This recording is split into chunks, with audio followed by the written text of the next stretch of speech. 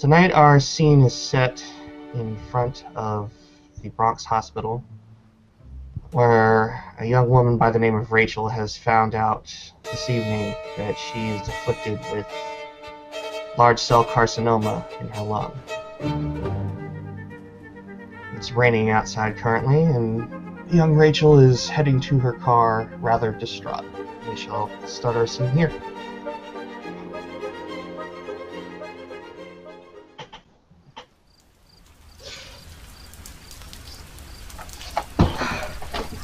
Okay. Oh gosh. A youthful voice comes from behind Rachel and softly speaks in kind of a hushed tone. Is everything okay? What? I don't know where to start. I have cancer. I have cancer. I'm 36 and I have cancer. I'm sorry. No, go ahead. It's fine. You seem like you need to get it out. Go ahead and let it out. Thank you. It happened so quick in the hospital. I didn't have time to talk to anybody. I haven't even called my mom. I'm 37 and I have cancer. I didn't have enough time for this. I feel like I'm still trying to get my life together. I froze my eggs so that I wouldn't run out of time. I never really got a good friendship circle going. That job sucks.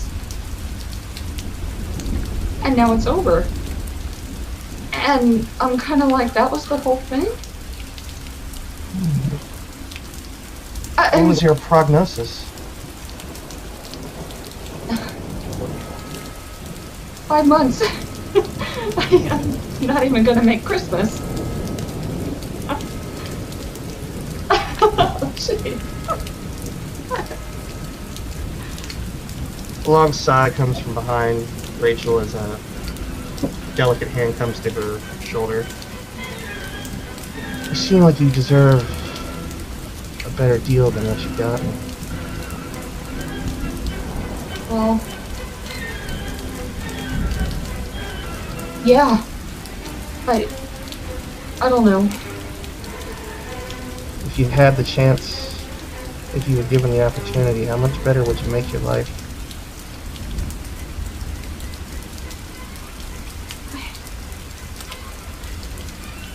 I feel like I would do everything different. I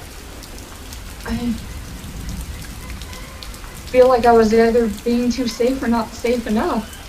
And I would not have gone to college for archaeology. I would have been a nurse or something. I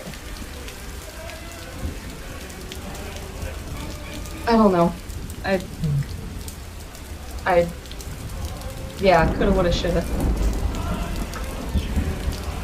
So very often, your kind are so frail and so weak, not given a fair chance at life. And often you forget the gift that is given to you. And with this, it seems that the rain almost kind of gives way to this overwhelming warmth, this radiant aura as a kind of a light kind of appears behind her, and as a pair of large raven-colored wings unfurl behind her, as the youthful visage of Constance Lott gives way to a rather lordly-looking creature that comes mainly from biblical memories. Oh. The voice comes out with just this entire radiance of hospitality and warmth and almost life. What would you give to be able to live your life beyond these 5 months that have been given to you? But I would give everything. And have you squandered your life to this point, child? So, And if tomorrow you woke up with the afflictions of your body gone, what would you do?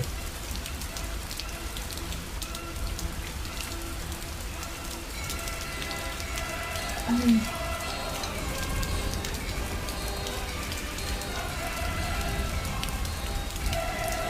I would, I don't know, I would just make it meaningful this time. Ariel reaches out his hand and places it upon her chest, just below the collarbone. I can give you more time. I can give you that opportunity. You look upon me, what do you see? An angel and an alien. But close to your first assessment, child.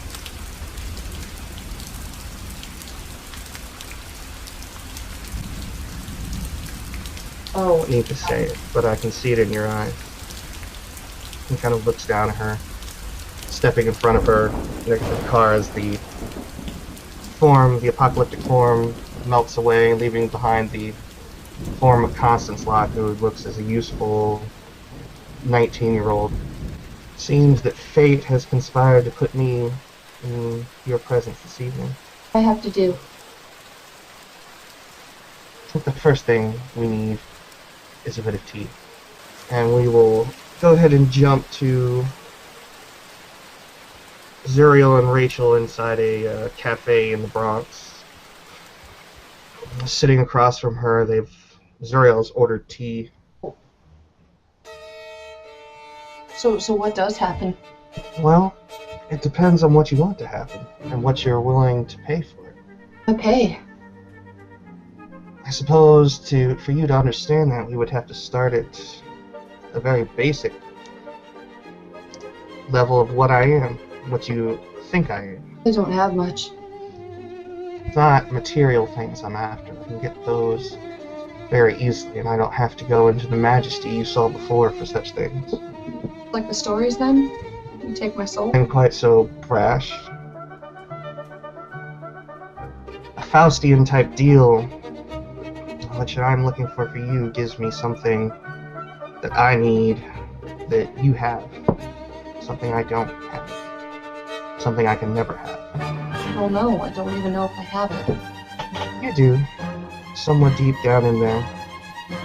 There's something that I require from your kind. And as nefarious as it might seem for one of my ilk to be coming to you, offering salvation, what I want from you is somewhat benign. You often give it freely on days of Sunday worship.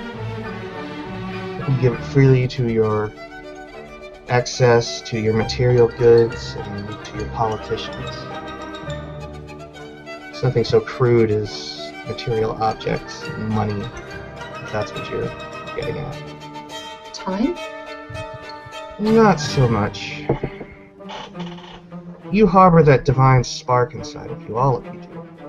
Everybody in the city, everybody in the state, your neighbors, your family, those that you've loved and friends that you've had, you all carry the spark of the divine. Is something that my kind could never achieve, we can never fully take from you. This sounds a lot like God also exists. What's he gonna do to me if he finds out? What hasn't he already done? He's already cursed you more times than you could ever know. Can it get worse? From God? The fact that I am sitting here across from you, drinking tea, escaped from the prison that he set forth for me, says that it's not going to get any worse than it already has. I think it's about as bad as it can possibly get. You know, when I first came across from the prison he set before us for no other reason than loving your kind so deeply, I expected to immediately be struck down by his heralds. I expected when I took this body, about 50 years ago, when I took this body of this young woman, as my own. I expected to be struck down, but none of that ever came. Well, I'm assuming I have to decide now. Sooner would be better than later. I am busy after all. There's a lot more in this city going on than you really know. If nothing else, it's been a nice spot of tea, which I'm assuming you're going to pick up the bill for. Yes, how fast will it work? Quickly. Our powers that were given to us by the Divine originally were very potent. These days, they require a tool that your kind give. We require faith. So if I believe that this is going to work, it helps?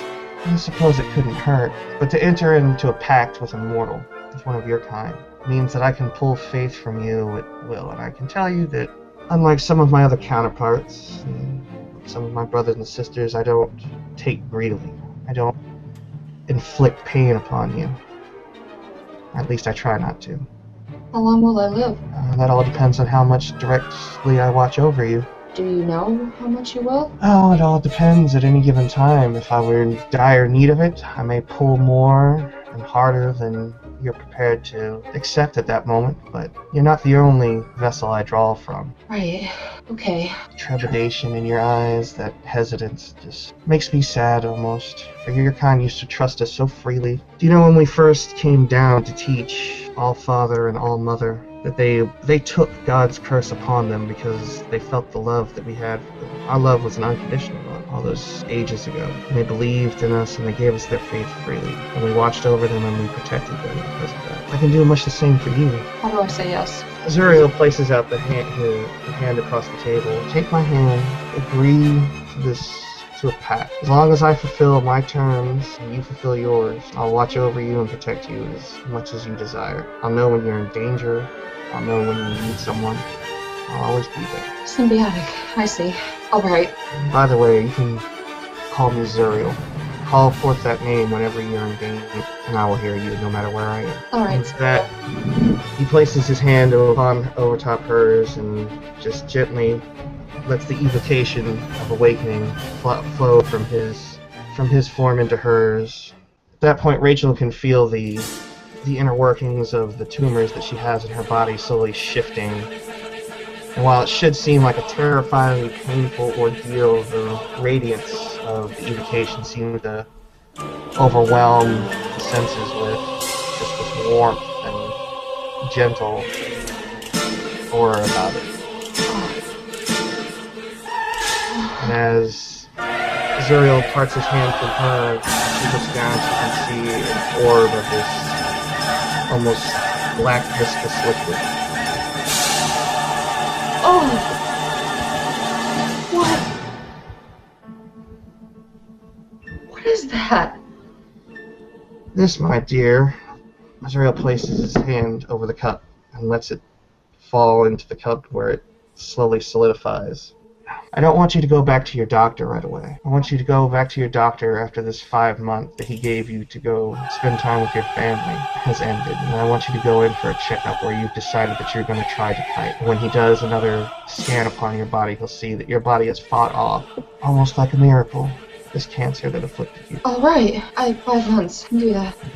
I can stall. He'll want to see me before that, but I can stall. Tell him that you're trying homeopathic remedies, whatever it takes. But I promise you, you will never be afflicted again as long as I see you. Thank you, sorry. You're most welcome, Rachel. And with that, Zuriel stands up and picks up the cup, not wanting to leave that behind for anyone to find. As she slowly walks towards the door and exits, leaving Rachel to her own place.